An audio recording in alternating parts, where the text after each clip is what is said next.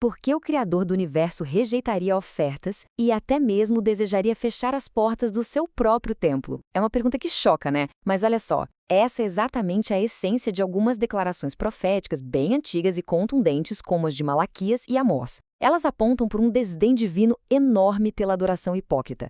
É um aviso claro, super direto e implacável. O sagrado simplesmente não pode, de jeito nenhum, ser manipulado por rituais vazios. Bom, vamos mergulhar de cabeça nisso. Sejam bem-vindos a esta nossa análise visual. Hoje, a gente vai explorar um conflito filosófico e teológico bem profundo, aquela tensão absoluta entre as transações religiosas puramente exteriores e a verdadeira rendição espiritual interior. É um estudo fascinante sobre o que a obediência absoluta realmente significa na prática, no nosso dia a dia. Parte 1.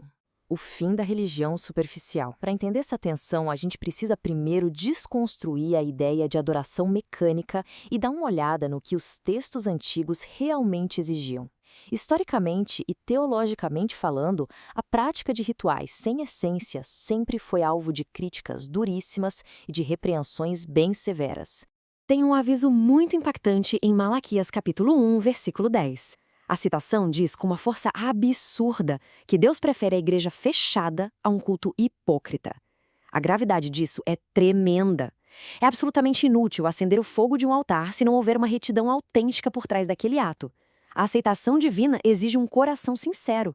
Afinal de contas, luzes acesas ou portas abertas não valem de absolutamente nada sem a verdade no interior. Isso mostra perfeitamente o abismo gigante entre a nossa inclinação humana e a exigência divina. Existe uma obsessão super comum com sacrifícios vazios, sabe? Aquele foco implacável na frequência, na repetição de rituais mecânicos e uma completa ausência de lealdade real. Em total contraste com isso, a adoração verdadeira foca, acima de tudo, na busca por justiça, no amor incondicional e no alinhamento honesto com a vontade divina. É algo que vai muito, muito além de qualquer repetição litúrgica ou encenação.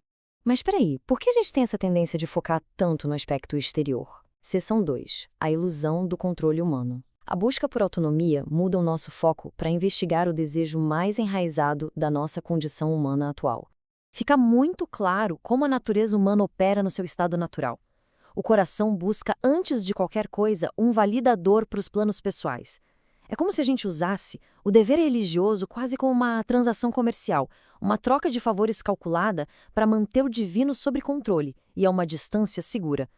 No fundo, é uma rebelião silenciosa e constante, disfarçada perfeitamente sob a aparência de espiritualidade e de boas obras. E aqui a gente chega no ponto mais crucial de todos. A verdadeira obediência surge no exato momento em que o ser humano desiste de tentar controlar a divindade.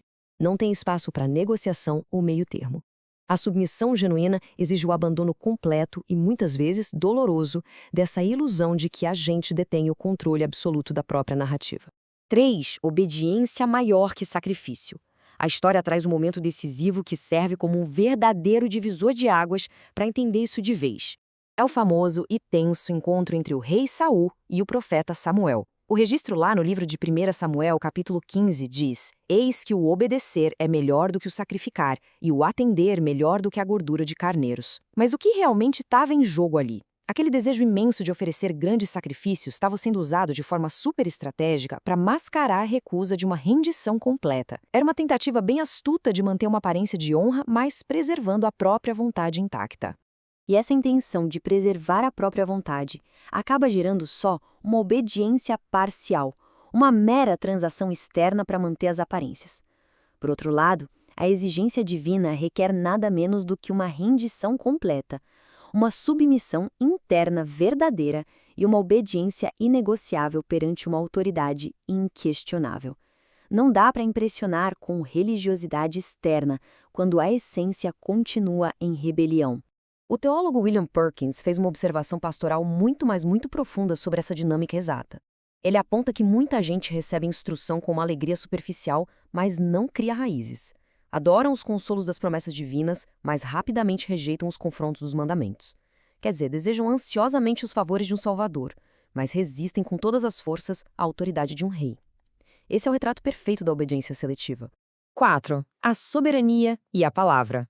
Como será que a ideia de uma autoridade absoluta e inflexível lida com a nossa tão prezada razão humana? Bom, a definição central na teologia sistemática não trata só de poder, mas sim de soberania absoluta. É o controle total sobre todas as forças da natureza e da história, junto com a suprema autoridade para ditar o que é a verdade. E detalhe, esse nível de autoridade não pede licença, ele exige submissão incondicional, ditada única e exclusivamente pela natureza de quem governa. A nossa razão humana quer compreender todos os detalhes lógicos antes de se submeter, né? Fica julgando tudo pelas circunstâncias ali em volta. A palavra, no entanto, exige uma submissão absoluta, baseada somente na autoridade de quem falou. Essa é a essência da fé. É como Abraão, operando até mesmo contra esperança visível, descansando firmemente no caráter imutável do autor e não nos eventos que estão acontecendo no momento. Então, diante de exigências tão contundentes e que vão totalmente contra a nossa inclinação natural, como é que a humanidade conseguiria alcançar isso? Vamos para a parte 5, o coração regenerado. Vamos desvendar o segredo dessa mudança interior. O conceito vital aqui para entender como essa mudança acontece é a regeneração. O grande pensador Jonathan Edwards costumava descrever isso como um novo sentido espiritual. Não é só uma mudança intelectual passageira, é uma transformação milagrosa e profunda das nossas afeições. Faz com que a mente e a alma passem a amar genuinamente o que antes era visto como um peso enorme. Os efeitos dessa graça são muito visíveis e marcantes. A verdadeira graça não serve só para consolar a mente angustiada. Ela transforma a natureza humana de dentro para fora. Ela cria um amor não só pelas promessas, mas por todas as instruções, incluindo as correções mais difíceis e os confrontos mais diretos. O resultado final? O abandono da teimosia e a criação de um coração totalmente ensinável. Parte 6. Uma vida de submissão.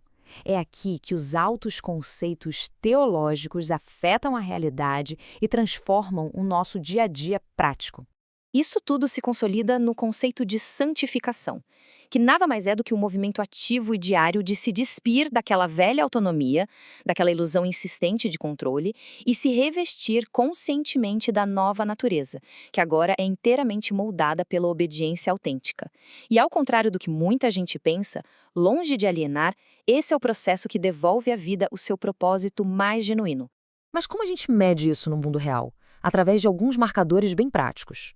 Primeiro, o abandono absoluto daquela obediência seletiva e confortável. Segundo, uma confiança inabalável na instrução, colocando a palavra acima da lógica humana ou da emoção do momento.